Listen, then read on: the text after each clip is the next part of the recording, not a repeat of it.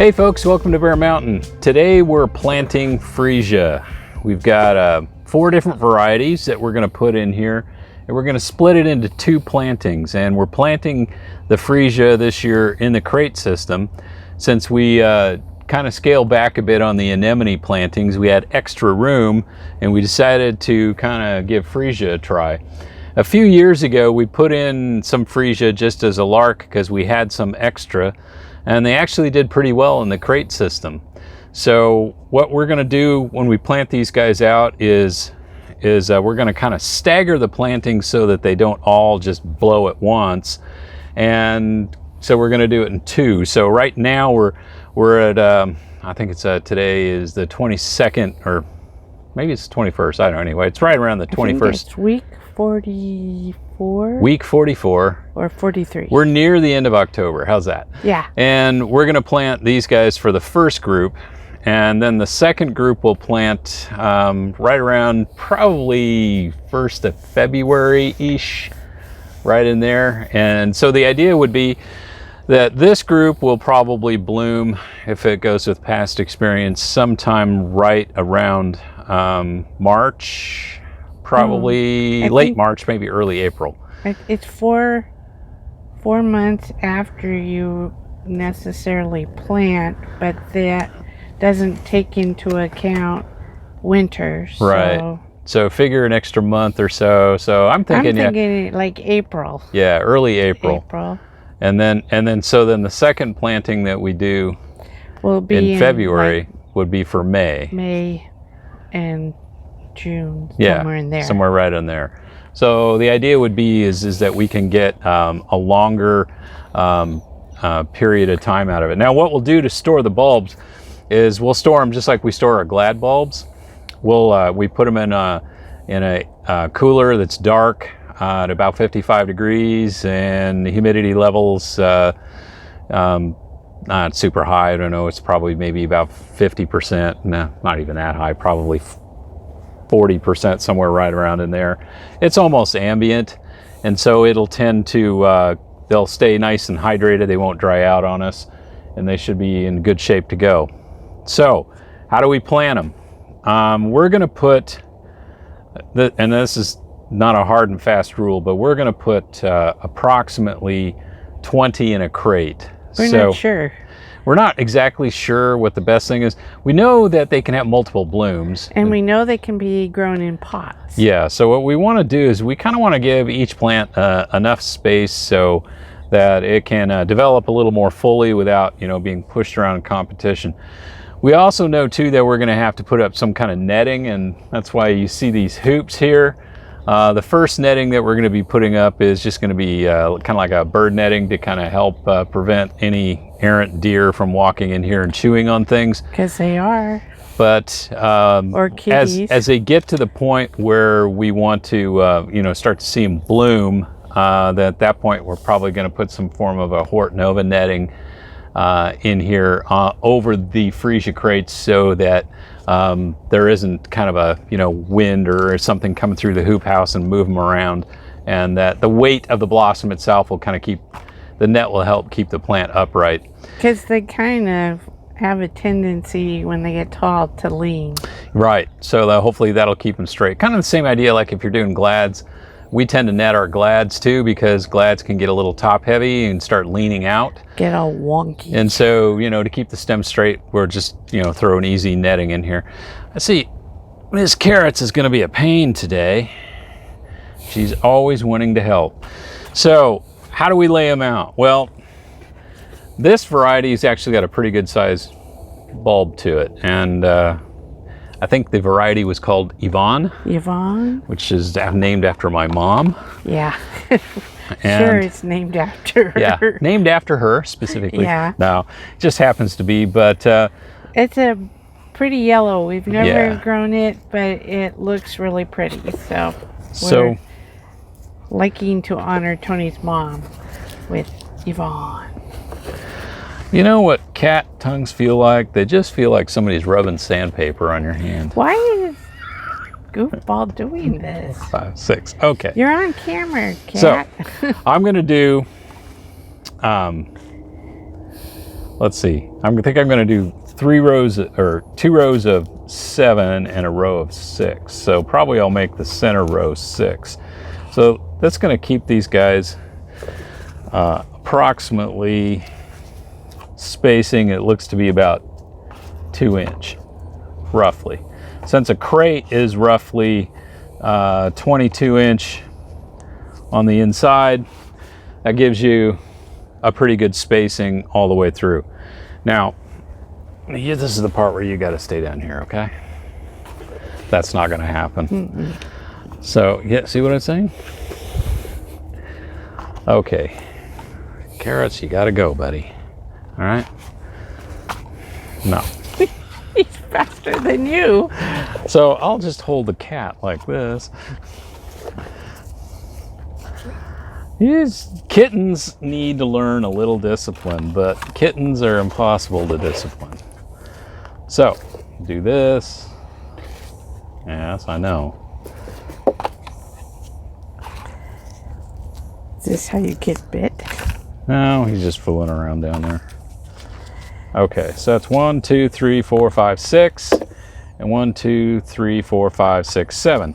So that gives me the spacing in the crate. Now these guys are going to get kind of tall, so they'll get up at least about this high, maybe a little higher. And then when the blooms come on, they'll be even higher than that. So not going to be surprising to see the blooms. The whole plant structure will be up about this tall. Now, how far in do I put it? Well, this crates have all been wetted down, so what I'm going to do... 2 inches is the max. Roughly, but I'm going to put compost over the top. So what I want to do is make sure that they're pushed down far enough that I'm just covering them with a little bit of dirt. And then when I finish getting these guys all planted in, what I'll do is I'll come back and I'll put a 1/2 inch of urban waste compost over the top and then wet these guys in. From a fertilization standpoint, I'm not sure. I don't think they need a terrible amount of it, particularly during the winter time. So I'm just going to kind of fertilize these guys at the same rate that I fertilize the anemones, which are right next door.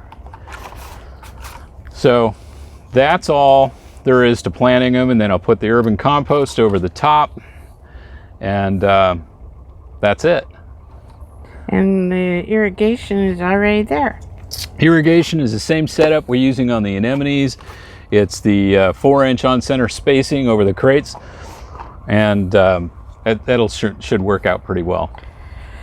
So they like to be full sun?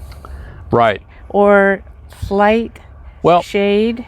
The crate house itself has a kind of plastic that tends to make the light more I don't know, what's the right word? Diffused, I guess is the right word. So it's not going to be super huge bright in here, but it's definitely going to be bright enough for these guys. Like I said, we've had some in here before and they did pretty well. But if you're planting them out in your garden or in the field, they want full sun or slight shade. Right. And kind of a neutral... to slightly alkaline. Right. Yeah. Soil and not a lot of fertilizer. So don't plant them in a heavy clay or something that's poorly drained. Right. Or something, usually what happens with a heavy clay that's poorly drained, it's going to be pretty acidic anyway.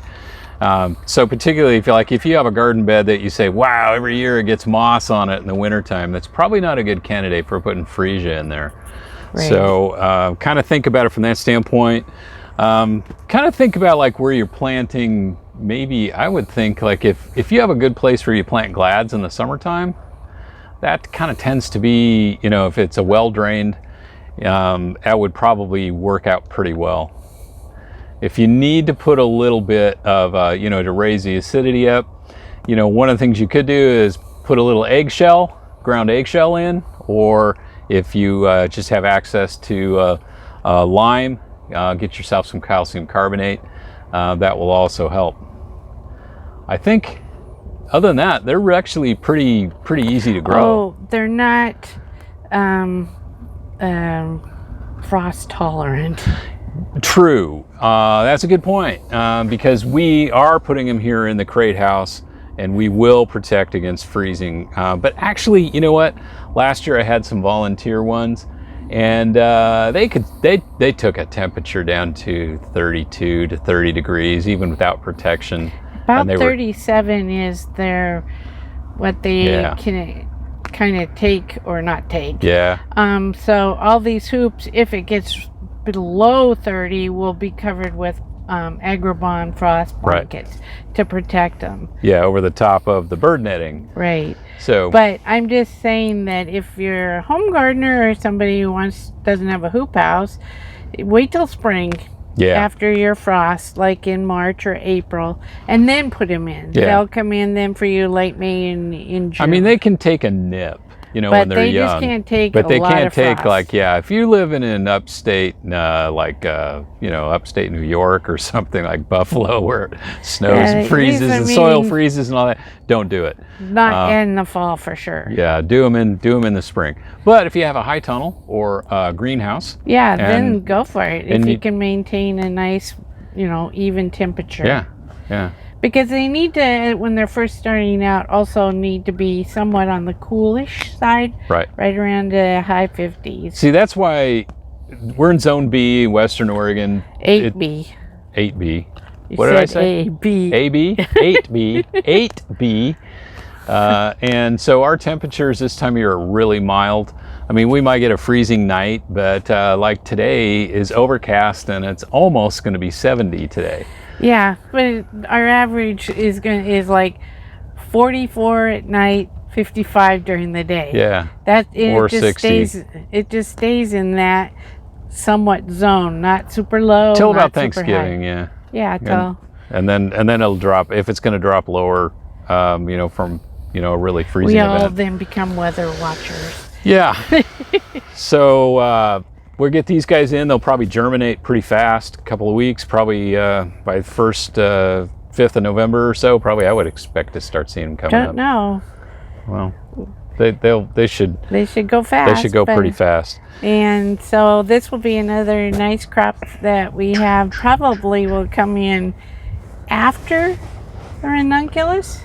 Yeah, right, probably towards the tail end of it. It's like the next thing that would be coming in, and they're nice and fragrant. Not super fragrant ones, but they're nice and fragrant, and I'm looking forward to seeing, you know, these new colors. I think we mostly got doubles. Yeah. So more petals.